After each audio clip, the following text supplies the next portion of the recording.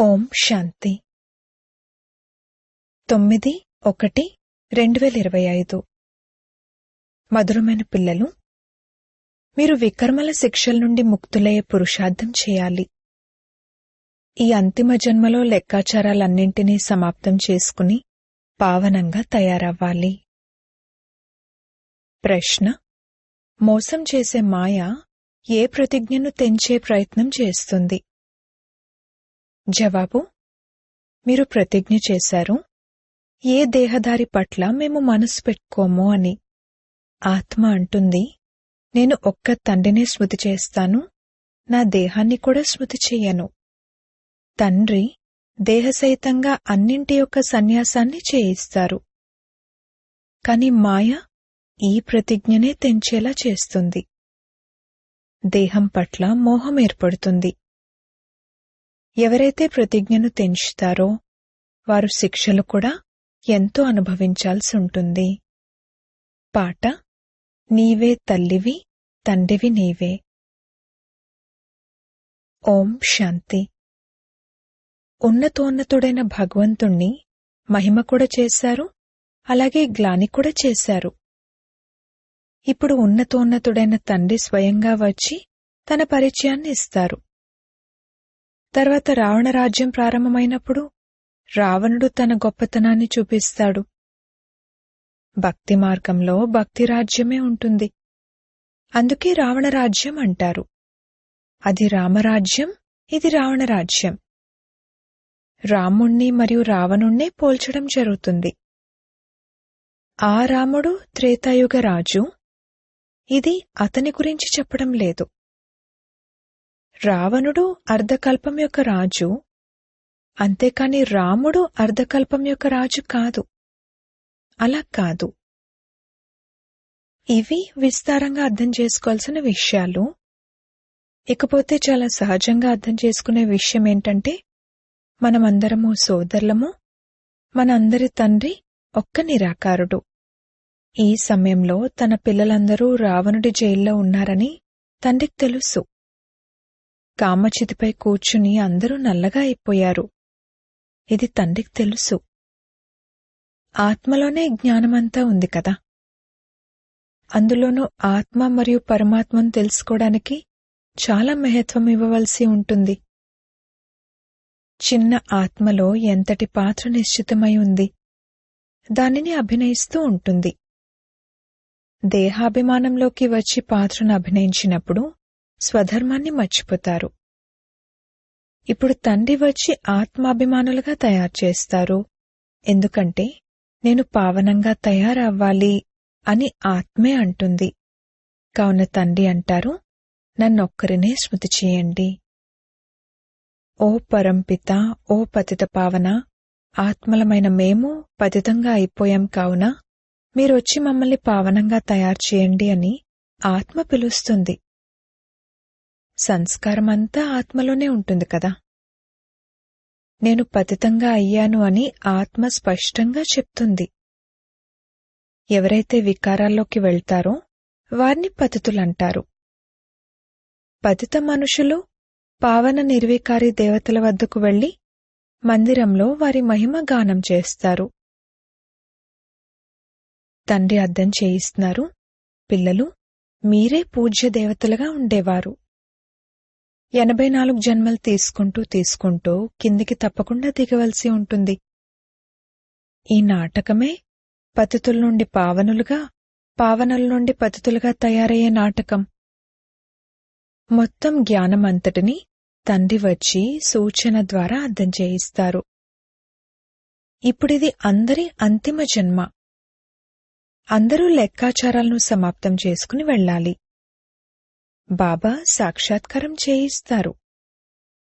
పతితులు తమ వికర్మలకు శిక్షలు తప్పకుండా అనుభవించవలసి ఉంటుంది. అంతిమంలో ఏదో ఒక జన్మనిచ్చి వారికి శిక్ష వేస్తారు. మనుష్య తనువులోనే శిక్షలు అనుభవిస్తారు. అందుకే శరీరాన్ని తప్పకుండా ధారణ చేయవలసి ఉంటుంది. నేను శిక్షలు అనుభవిస్తున్నాను అని ఆత్మకు అనుభవం అవుతుంది. కాశీలోని కత్తుల బావిలోకి దూకినప్పుడు శిక్షలు అనుభవిస్తారు. వారు గతంలో చేసిన పాపాల సాక్షాత్కారం జరుగుతుంది. అందుకే భగవంతుడా క్షమించండి, మేమింకెప్పుడు ఇలా చేయము అని అంటారు. సాక్షాత్కారంలోనే ఈ విధంగా క్షమాపణలు అడుగుతారు.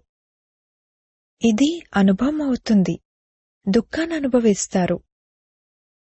అన్నింటికంటే ఎక్కువ మహత్వం ఉంది ఆత్మ మరియు పరమాత్మకు. ఆత్మే 84 జన్మల పాత్రను అభినయిస్తుంది. కావున ఆత్మ అన్నింటికన్నా శక్తివంతమైనదైనట్లు కదా. మొత్తం డ్రామాలో మహత్వం ఉన్నది ఆత్మ మరియు పరమాత్మకు. వీరి గురించి ఇంకెవ్వరికీ తెలీదు. మనుష్యమాతృలొక్కరికి కూడా ఆత్మేమిటి మరియు పరమాత్మేమిటి అనేది తెలీదు. డ్రామానుసారంగా ఇది కూడా జరిగేదుంది. ఇది కొత్త విషయమేమీ కాదు అని పిల్లలైన మీకు కూడా జ్ఞానం ఉంది. కల్పపూర్వం కూడా ఇలాగే జరిగింది. జ్ఞానం, భక్తి, వైరాగ్యం అని అంటారు కూడా, కాని అర్థాన్ని అర్థం చేసుకోరు. బాబా ఈ సాధువులు మొదలైన వారి సాంగత్యం ఎంతో చేశారు. వారు కేవలం ఆ పేర్లు ఉపయోగిస్తారు. ఇప్పుడు పిల్లలైన మీరు బాగా అర్థం చేసుకున్నారు. మేము పాత ప్రపంచం నుండి కొత్త ప్రపంచంలోకి వెళ్తాం కావున పాత ప్రపంచం నుండి తప్పకుండా వైరాగ్యం కావాలి. దీని పట్ల మనస్సేం పెట్టుకోవాలి? ఏ దేహదారి పట్ల మనసు పెట్టుకోమో అని మీరు ప్రతిజ్ఞ చేశారు.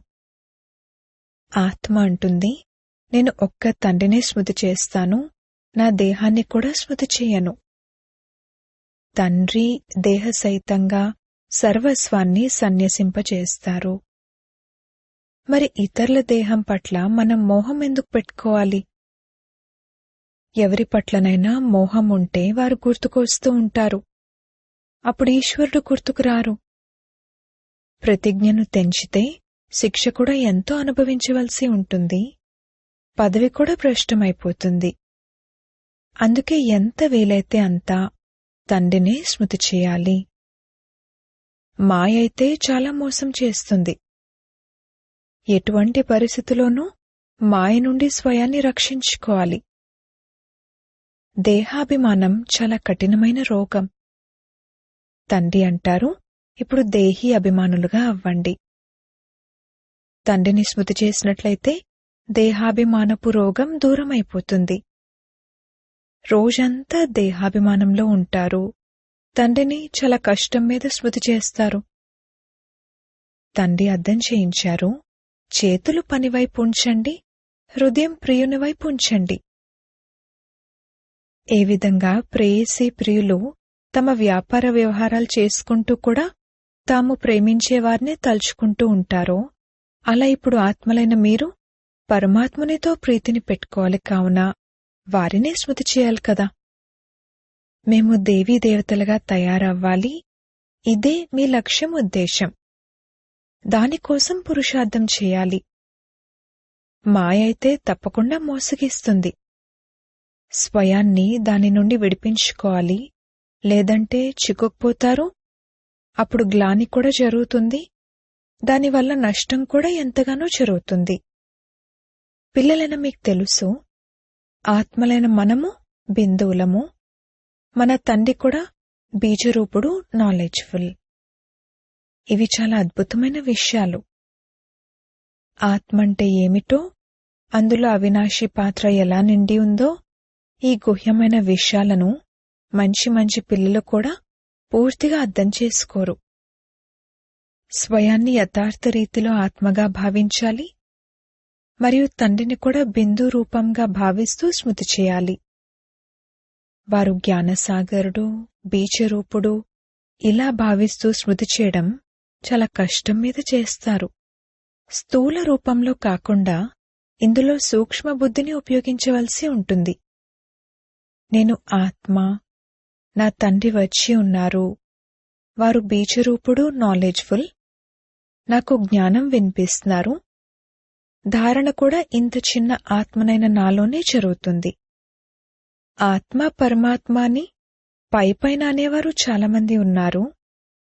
కాని వారికిది యథార్థ రీతిలో బుద్ధిలోకి రాదు. అసలు స్మృతి చేయకపోవడం కన్నా ఇలా స్మృతి చేయడం కొంత మంచిదే. కాని ఆ యథార్థ స్మృతి ఎక్కువ ఫలదాయకమైనది. వారు అంత ఉన్నత పదవిని పొందలేరు. ఇందులో చాలా శ్రమ ఉంది. ఆత్మనైన నేను ఒక చిన్న బిందువును, బాబా కూడా ఎంతో చిన్న బిందువే. వారిలో మొత్తం జ్ఞానమంతా ఉంది. ఇది కూడా మీరిక్కడ కూర్చున్నారు కాబట్టి కాస్త బుద్ధిలోకి వస్తుంది. కాని నడుస్తూ తిరుగుతూ ఆ చింతనలో ఉండాలి, అది ఉండటం లేదు, మర్చిపోతారు. రోజంతా అదే చింతన ఉండాలి. ఇది సత్యాతి సత్యమైన స్మృతి. కొందరు తాము ఎలా స్మృతి చేస్తున్నారు అనేది సత్యంగా చెప్పరు. చార్ట్ అయితే పంపిస్తారు, కాని స్వయాన్ని బిందువుగా భావిస్తూ తండ్రిని కూడా బిందువుగా భావిస్తూ స్మృతి చేస్తున్నాము అని రాయరు. సత్యతతో పూర్తిగా రాయరు. మురళిని చాలా బాగా వినిపిస్తారు, కాని యోగం చాలా తక్కువగా ఉంది, దేహాభిమానం చాలా ఉంది. ఈ గుప్తమైన విషయాన్ని పూర్తిగా అర్థం చేసుకోరు, స్మృతి చేయరు. స్మృతి ద్వారానే పావనంగా తయారవ్వాలి. మొట్టమొదటైతే కర్మాతీత అవస్థ కావాలి కదా. వారే ఉన్నత పదవిని పొందగలరు. ఇకపోతే మురళి వినిపించేవారైతే ఎంతోమంది ఉన్నారు. కాని వీరు యోగంలో ఉండలేకపోతారు అని బాబాకు తెలుసు. విశ్వానికి యజమానులుగా తయారవ్వడం అనేది పిన్నమ్మ ఇంటికి వెళ్లడమంత సులువేమీ కాదు. ఆ అల్పకాలికమైన పదవులను పొందడానికి కూడా ఎంతగా చదువుతారు. చదువు సంపాదనకు ఆధారంగా ఇప్పుడే అయ్యింది. ఇంతకుముందు బ్యారిస్టర్లు మొదలైన వారు ఇంతగా సంపాదించేవారు కాదు. ఇప్పుడు ఎంతగా సంపాదిస్తున్నారు. పిల్లలు తమ కళ్యాణం కొరకు ఒకటి స్వయాన్ని ఆత్మగా భావిస్తూ యథార్థ రీతిగా తండ్రిని స్మృతి చేయాలి, మరియు త్రిమూర్తి శివుని పరిచయాన్ని ఇతరులకు కూడా ఇవ్వాలి. కేవలం శివ అని అనడం ద్వారా అర్థం చేసుకోరు. త్రిమూర్తి అనేది తప్పకుండా కావాలి. ముఖ్యమైనవి 2 చిత్రాలు, త్రిమూర్తి మరియు కల్పవృక్షం. మెట్లవర్స్ కన్నా వృక్షంలో ఎక్కువ జ్ఞానం ఉంది. ఈ చిత్రాలైతే అందరి వద్ద ఉండాలి. ఒకవైపు త్రిమూర్తి సృష్టి చక్రం, ఇంకొక వైపు కల్పవృక్షం, పాండవ సేన జెండా ఇలా ఉండాలి. డ్రామా మరియు కల్పవృక్ష జ్ఞానాన్ని కూడా తండ్రి ఇస్తారు. లక్ష్మీనారాయణలు, విష్ణువు మొదలైన వారంతా ఎవరు, ఇది ఎవరూ అర్థం చేసుకోరు. మహాలక్ష్మికి పూజ చేస్తారు, లక్ష్మి వస్తారని భావిస్తారు. ఇప్పుడు లక్ష్మికి ధనం ఎక్కడి నుండి వస్తుంది? 4 భుజాల వారిని, 8 భుజాల వారిని, ఇలా ఎన్ని చిత్రాలు తయారు చేశారు. కాని ఏమీ అర్థం చేసుకోరు. 8-10 భుజాల మనుషులైతే ఎవరు ఉండరు. ఎవరికి ఏది తోస్తే అలా తయారు చేశారు, ఇక అదే నడుస్తూ వచ్చింది. ఎవరో హనుమంతుణ్ణి పూజించమని సలహా ఇస్తే ఇక అదే చేయడం మొదలుపెట్టారు. సంజీవని మూలికను తీసుకొచ్చినట్లుగా చూపిస్తారు. దీని అర్థాన్ని కూడా పిల్లలైన మీరు అర్థం చేసుకున్నారు. మన్మనాభవయే సంజీవని మూలిక. ఎప్పటివరకైతే బ్రాహ్మణులుగా అవ్వరో, తండ్రి పరిచయం లభించదో, అప్పటి వరకు వారు పైసకు కూడా కొరగాని వారు అని ఆలోచనలో అనిపిస్తుంది. మనుషులకు తమ పదవుల గురించి ఎంత అహంకారం ఉంటుంది. వారికి అర్థం చేయించడం చాలా కష్టం. రాజ్యాన్ని స్థాపించడానికి ఎంత కష్టపడాల్సి వస్తుంది. అది బాహుబలం, ఇది యోగబలం. ఈ విషయాలు శాస్త్రాల్లోనైతే లేవు. వాస్తవానికి మీరేమీ శాస్త్రాల విషయాలను ప్రస్తావించకూడదు. ఒకవేళ ఎవరైనా మిమ్మల్ని మీరు శాస్త్రాలు నమ్ముతారా అని అడిగితే మీరు ఇలా చెప్పండి, అవును, ఇవన్నీ భక్తి మార్గపు సామాగ్రి, ఇప్పుడు మేము జ్ఞాన మార్గంలో నడుస్తున్నాము. జ్ఞానాన్నిచ్చేది జ్ఞానసాగరుడైన తండ్రి ఒక్కరే. దీనిని ఆత్మిక జ్ఞానం అంటారు. ఆత్మ కూర్చుని ఆత్మలకు జ్ఞానాన్ని ఇస్తారు. ఆ మనుషులు మనుషులకు ఇస్తారు. వాస్తవానికి మనుషులెప్పుడూ ఆధ్యాత్మిక జ్ఞానాన్ని ఇవ్వలేరు. జ్ఞానసాగరుడు, పతితపావనుడు, ముక్తిప్రదాత, సద్గతిదాత తండ్రి ఒక్కరే. ఇలా చెయ్యండి అని తండ్రి అర్థం చేయిస్తూ ఉంటారు. ఇప్పుడు శివ జయంతికి ఎంత ఆర్భాటంగా సేవ చేస్తారో చూద్దాము. అందరికీ లభించేలా చిన్న ట్రాన్స్లేట్ చిత్రాలు కూడా ఉండాలి. మీదైతే పూర్తిగా కొత్త విషయం, ఎవరూ అర్థం చేసుకోలేరు.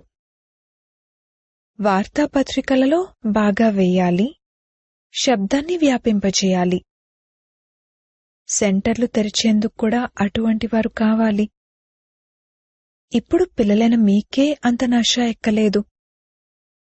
నంబర్వార్ పురుషార్థానుసారంగా అర్థం చేయిస్తారు. ఎంతోమంది బ్రహ్మకుమారులున్నారు.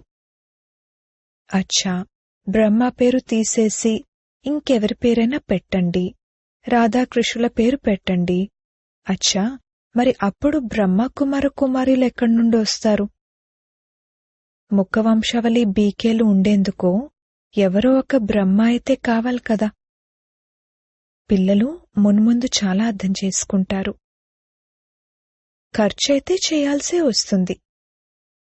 చిత్రాలైతే చాలా స్పష్టంగా ఉన్నాయి. లక్ష్మీనారాయణ చిత్రం చాలా బావుంది. అచ్చా, మధురాతి మధురమైన, సికీలదే, సర్వీసబుల్, ఆజ్ఞాకారి, విధేయులైన పిల్లలకు నంబర్వార్ పురుషార్థానుసారంగా మాత్పితా బాప్దాదాల ప్రియ స్మృతులు మరియు గుడ్ మార్నింగ్. ఆత్మిక పిల్లలకు ఆత్మిక తండ్రి నమస్తే. ధారణ కొరకు ముఖ్య సారము. మొదటి పాయింట్, కర్మాతీతులుగా అయ్యేందుకు తండ్రిని సూక్ష్మ బుద్ధితో గుర్తించి యథార్థంగా స్మృతి చేయాలి. చదువుతో పాటుగా యోగం పట్ల పూర్తి అటెన్షన్ పెట్టాలి. రెండవ పాయింట్, స్వయాన్ని మాయా మోసం నుండి రక్షించుకోవాలి. ఎవరి దేహం పట్ల మోహం పెట్టుకోకూడదు. సత్యమైన ప్రీతిని ఒక్క తండ్రి పట్ల పెట్టుకోవాలి. దేహాభిమానంలోకి రాకూడదు. వరదానము. బ్రహ్మ ముహూర్త సమయంలో వరదానాలను తీసుకునే మరియు దానాన్ని ఇచ్చే తండ్రి సమాన వరదాని మహాదాని భవ. బ్రహ్మ ముహూర్త సమయంలో విశేషంగా బ్రహ్మలోక నివాసి అయిన తండ్రి జ్ఞానసూర్యుడు తన ప్రకాశం మరియు శక్తి కిరణాలను పిల్లలకు వరదాన రూపంలో ఇస్తారు. దాంతోపాటు బ్రహ్మబాబా భాగ్యవిధాత రూపంలో భాగ్యం రూపీ అమృతాన్ని పంచుతారు. కేవలం బుద్ధిరూపీ కలశం అమృతాన్ని ధారణ చేసేందుకు యోగ్యంగా ఉండాలి. ఏ విధమైన విఘ్నము లేక ఆటంకము ఉండకూడదు. అప్పుడు రోజంతటి కొరకు శ్రేష్ఠ స్థితి లేక కర్మ యొక్క ముహూర్తాన్ని నిర్ణయించవచ్చు. ఎందుకంటే అమృతవేళ వాతావరణమే వృత్తిని మార్చే విధంగా ఉంటుంది. అందుకే ఆ సమయంలో వరదానాలను తీసుకుంటూ దానాన్ని ఇవ్వండి, అనగా వరదానీలుగా మరియు మహాదానీలుగా అవ్వండి. స్లోగన్. క్రోధీ పని క్రోధం చేయడం మరియు మీ పని స్నేహాన్నివ్వడం. మీ శక్తిశాలి మనసా ద్వారా సకాష్ ఇచ్చే సేవ చేయండి. ఇప్పుడు స్వకళ్యాణం కొరకు ఎటువంటి శ్రేష్ఠ ప్లాన్ తయారు చేయండంటే విశ్వసేవలో సకాష్ దానంతటదే లభిస్తూ ఉండాలి. ఇప్పుడు ఉల్లాస ఉత్సాహాలతో మీ మనసులో ఈ పక్కా ప్రతిజ్ఞను చేయండి, మేము తండ్రి సమానంగా అయ్యే చూపిస్తాము అని. బ్రహ్మబాబా కూడా పిల్లల పట్ల అతి స్నేహం ఉంది. అందుకే ఒక్కొక్క బిడ్డను ఎమర్జ్ చేసుకుని విశేషంగా సమానంగా తయారయ్యేందుకు వారికి సకాశిస్తూ ఉంటారు. ఓం శాంతి.